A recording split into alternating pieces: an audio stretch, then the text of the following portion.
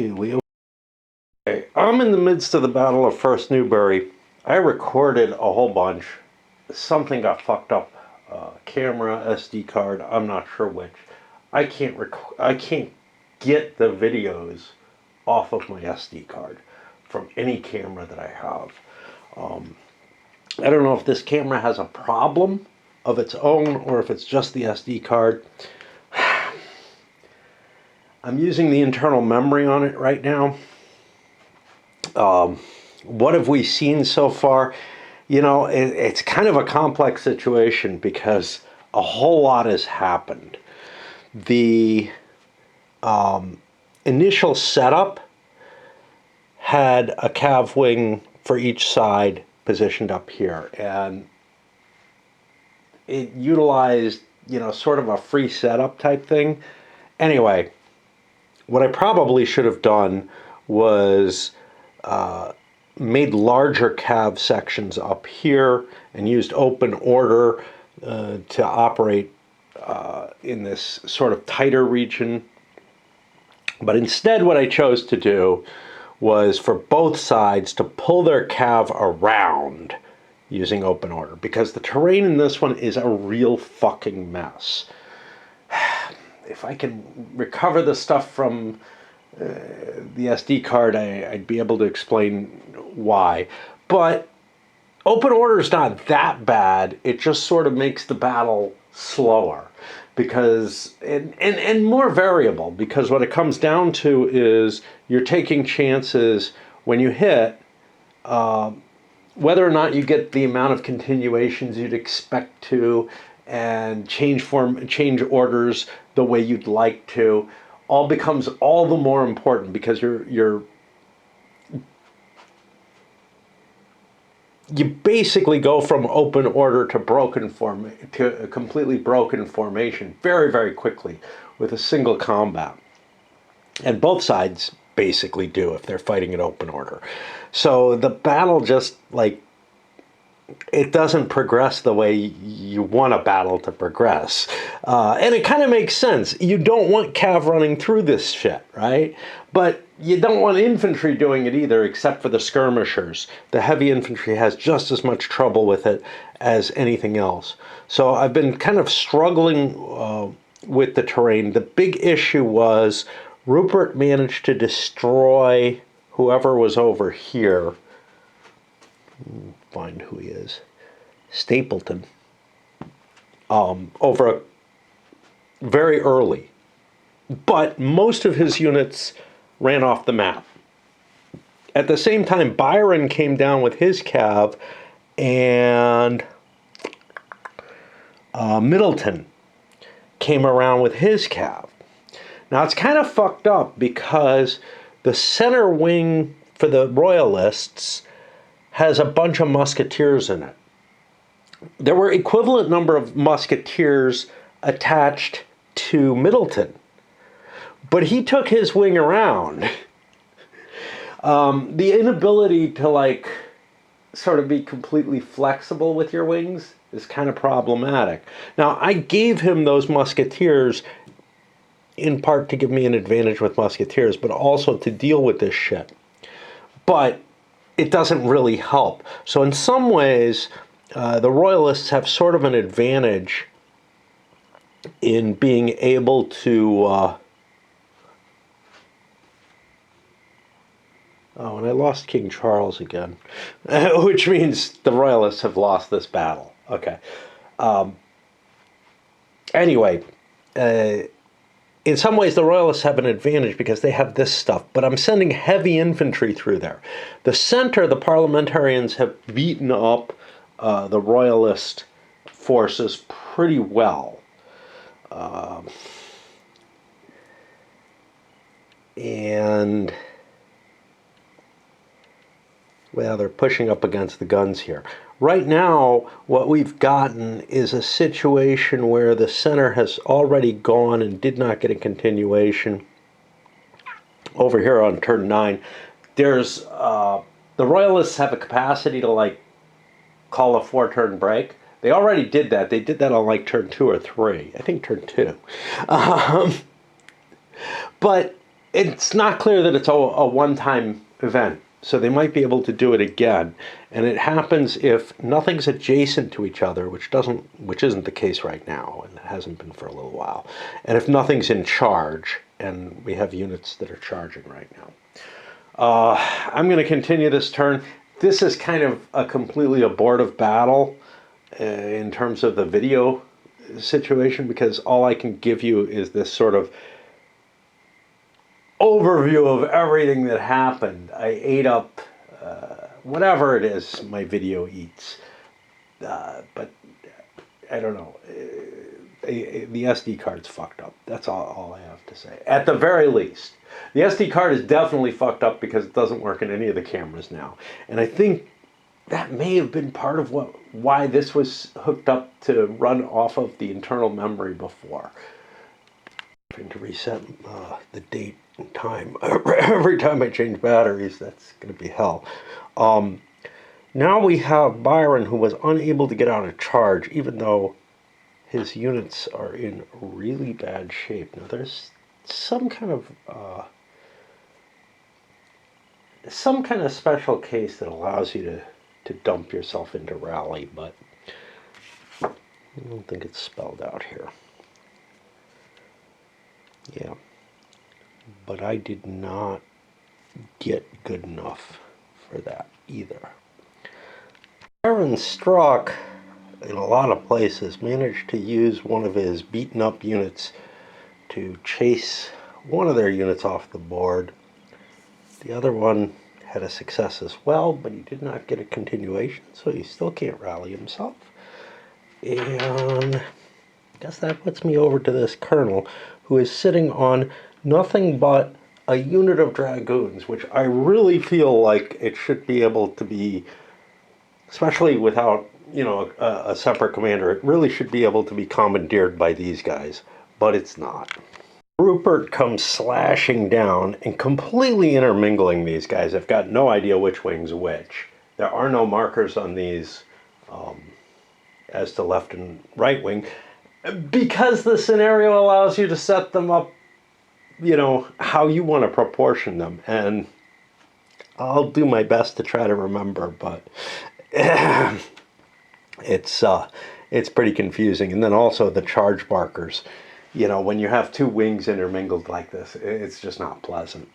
I think they killed one, but maybe they just drove this one off. Maybe the other one was killed through some other means. I don't know. But yeah, there were interceptions and whatnot, and I don't know. Here's the loss tracking for whatever that matters. That leaves me with one command left, which is over here. It's hard. The later games tended to assign L's, C's, and W's to the different units and give you which wing they're in. And that would be very helpful here. Unfortunately, the actual setup for this one allowed you flexibility. And this game seemed... My counters, some of them have the L's and C's, some of them don't.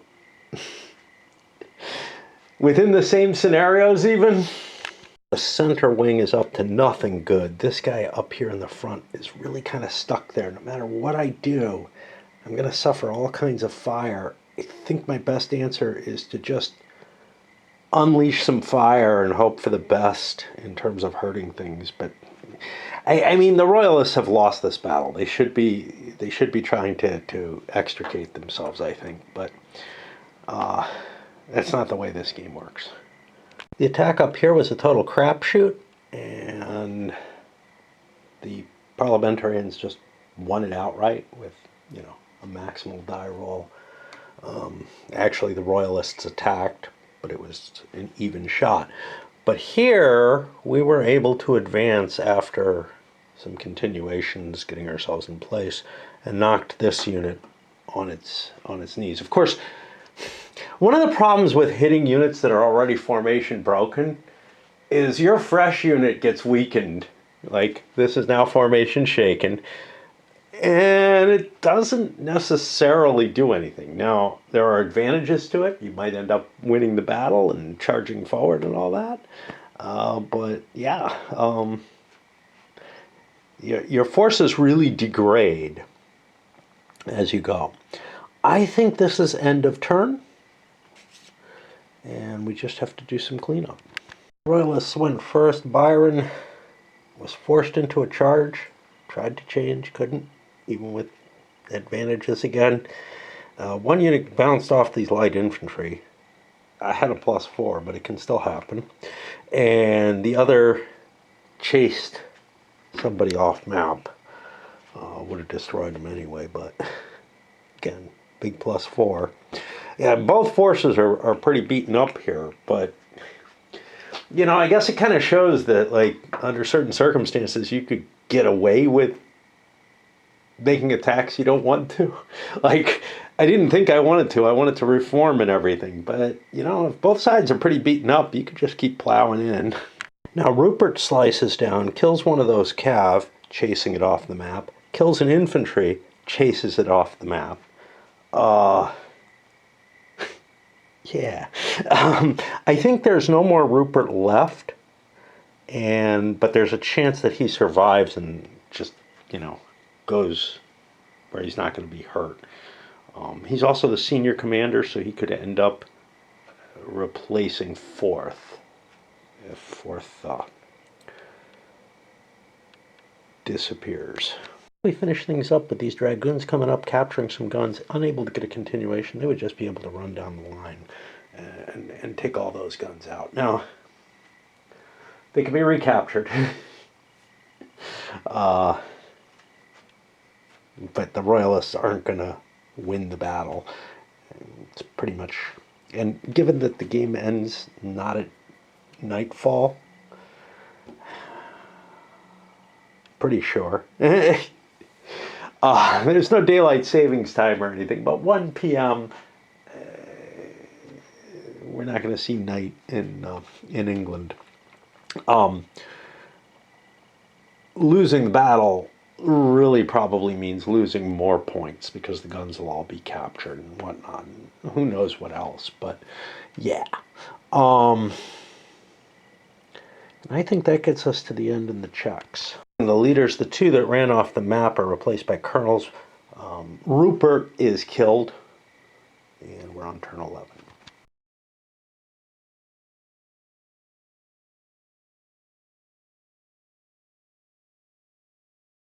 We had a rare situation where both sides had the same number of charges, had the same kind of commanders in charge. The dice-off went in favor of the Royalists. They dropped into rally and tried to get their units into better shape. And then this light infantry colonel marched his way up and captured a bunch of guns. Didn't get a continuation off that. That drops us down to... I think now we're stuck in alternation, if possible, but it's not possible. Oh, yeah, it is. Yeah, it is. So that gets us there. Lord Fourth and the commanding colonel were captured, or were displaced through that, so they're on the dead pile. So we're actually over here. Turn goes relatively quickly. The only unit left in charge is this one, so we're not going to have anything there. These guys were still in rally. I didn't want to get out of rally. Not sure why. Actually, it would make sense to try to. Let me try to go from rally. I need formation fixing, which means make ready wouldn't work. Receive charge would. That's a better position to be in. Yeah, I got into the receive charge, so I get a chance to go again. I can move him up as well. That'll give me the -2 on the continuation, which we get. Okay, we do get to keep going. Okay, and then we got a continuation, but we threw ourselves... We did our first order which was readying things. I think we were in receive charge. We got a continuation, got into charge, launched an attack, got this last unit, moved forward, chased these skirmishers back. I have a continuation. I can hit the skirmishers. Let's see what happens there. But this battle is essentially over. The real question is, what can this all do at this point? And it's pretty much nothing. These guns can't fire in reaction because their line of sight was cut in grazing range, and now the enemy's too close for them to reaction fire, which means that, you know, I'm essentially just going to get blasted. The infantry wants to fall behind the hedgerow, which will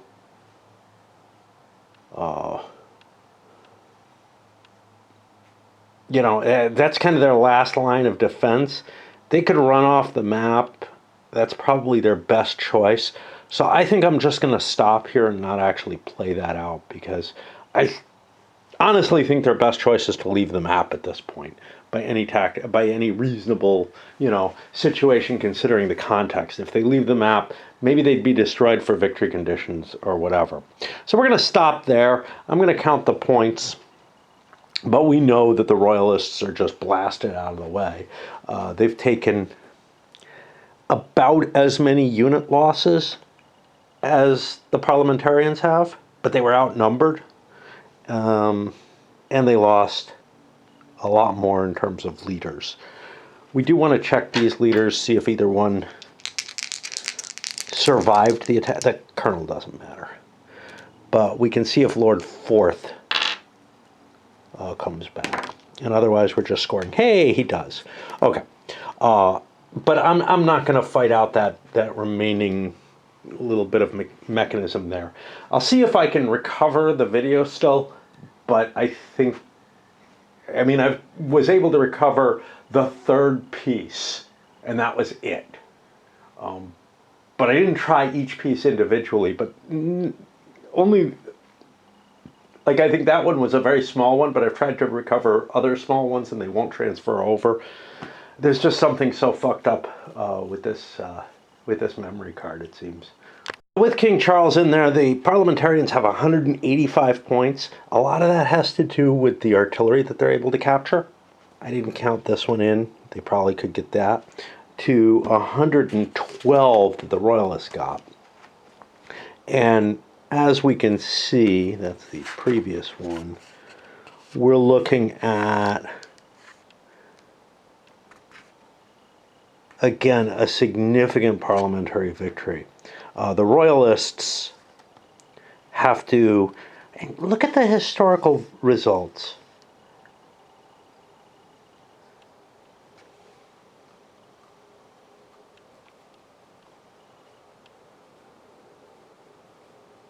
See, but I don't even know what these mean. This gives it an even. See, this says total losses, but it also gives a loss percentage. Now, we didn't hit these losses, and I just feel like I lost more than 30% of the army. I don't know what they're trying to represent with this. This is not 30% of the points that are on the battlefield, okay? It just isn't. And it looks like both sides lost a bunch of guns, not all of them. I don't know. But anyhow, oh, these are by strength point, I bet. Yeah. Which, yeah, who knows? You know. But anyway, in terms of our situation, the Parliamentarians came away with a big victory. I did not enjoy the beginning of this battle. It took me a while to get used to dealing with terrain, and I really hate terrain in these games. The musket and pike system is very painful for terrain because, and I explained this in the earlier part of the video that's lost, but the detailed the short story is you take formation hits when you move up terrain, then you have to come out of, you have to get yourself into some kind of readying position, and then you have to spend time, recovering your formation hits. Then you have to convert back over to charge. The way the chart is, the sequence is not easy. So your continuations, what continuations you get aren't easily translatable and everything. It may be perfectly realistic there. I do have my issues with reloading guns taking as long as it does for the cav, and I kind of cheat that. I don't know if I mentioned that in this one. The other option is you throw yourself into open order, which I had forgotten that that's the way to do things, and that's why the two cav wings ended up running around to where the terrain is better. But then I started using open order a fair amount, and actually that worked pretty well for the parliamentarians, to tell you the truth. I don't know what would have happened. See, the thing was, we would have had a battle in which, say, the parliamentarians, let's say the parliamentarians kept their open order here, and there were some reasons to do that because I had my dragoons and whatnot there. And the royalists pulled theirs here. That would have ended up a much less advantageous battle, I think, for the parliamentarians, because basically this wing would have been conceded. This wing, though, would have been a 2-to-1 situation, which would have wiped out the force that was there. Now, this, I think, is the wing that was up there. I'm not sure. No, I think this was the wing that was originally there, and it essentially was wiped out anyway. But now you can see the parliamentarians basically kept the cav from being a dangerous factor in the battle that was really able to swing around and hit the rear. The only exception being this one musketeer commanded by a colonel as an entire wing who was able to grab a whole bunch of points because he killed leaders and whatnot. Let's see what I can get, if I can get anything out of that other video. And if I can get what I'm doing here out as well. But I think I had that big memory card, a big 64 gig memory card in this camera because it was what allowed this camera to work. And then I switched to the red camera that broke recently in order to, because this one was still iffy in certain ways, and got really used to using that red one. I don't think the screen was ever dead on this one. I found more cameras.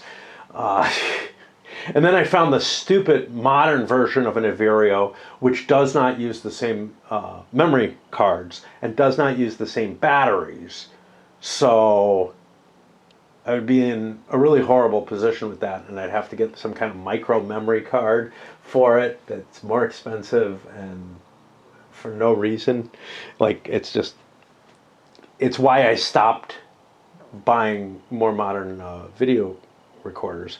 I just have so many of this particular, not necessarily this type, but of the Averios before they switched, so that I can't, use the same components on them. It's really helpful that I have like 5 or 6 batteries for this one. I found another one recently, but it's an oversized one. I don't know if it'll work. And it uses normal memory cards. The other one, it doesn't even hook up to my computer the same way. I don't know what the hell to do with it. I couldn't even use it to try to transfer memory. And the memory card only works in the Averios. It would have to be formatted for something else, apparently, which I find really weird because I can explore it using Windows Explorer.